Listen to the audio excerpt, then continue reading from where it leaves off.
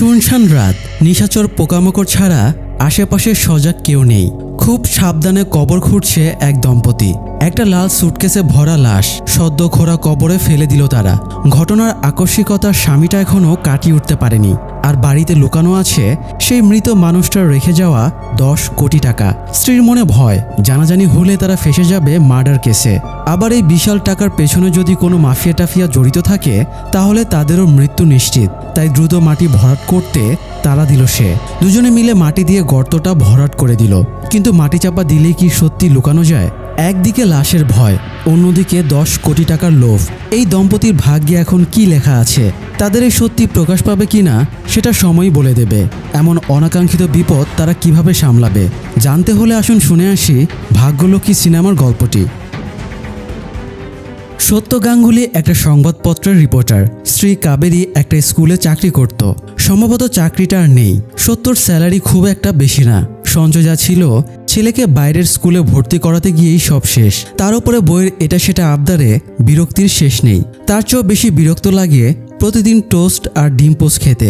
খাবার নিয়ে অভিযোগ করলেই স্ত্রীর আবদার শুরু। বাড়িতে কাজের লোক নেই, টোস্টার নেই, ফ্যান নেই, এই নেই সে নেই। সাধারণ মধ্যবিত্ত হবার এই এক যন্ত্রণা। জীবনটা নেইয়ের ওপরেই কেটে যায়। কাবেরী সত্যকে বলে, 7 বছর ধরে চাকরি করছো, অফিসের বস দত্তবাবুকে বলো তোমার স্যালারিটা বাড়িয়ে দিতে।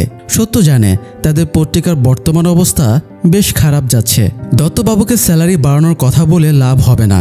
তবুও সে অফিসে গিয়ে দত্তবাবুর সাথে দেখা করে। তবে সে কথাবার্তা শুরু করে একটা নিউজ নিয়ে। সত্য মিনিস্টার পার্থ চক্রবর্তীকে নিয়ে একটা নিউজ করতে চায়। পার্থ চক্রবর্তী হিরোইন ব্যবসার সাথে জড়িত। এই সত্যিটা সত্য সামনে আনতে চায়, কিন্তু দত্তবাবু জানিয়ে দেয় আইডিয়ালিজমের এই যুগে কোনো ভ্যালু নেই।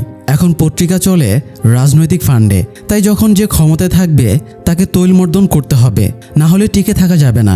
দত্তবাবু রাজি না হওয়ায় এভিডেন্স এবং স্টোরি রেডি থাকার পরেও সত্য চুপ করে যায়।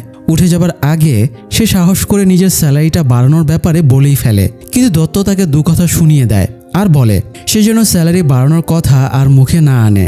আবার পার্থ চক্রবর্তীর কেসটাও মাথা থেকে ঝেড়ে ফেলতে বলে এবং কোনো এক মডেলের ব্যাপারে নিউজ করতে বলে। রাজনৈতিক প্রভাব যে শুধু পত্রিকাতেই থাকে তা কিন্তু না। প্রশাসন কি রাজনৈতিক প্রভাবমুক্ত?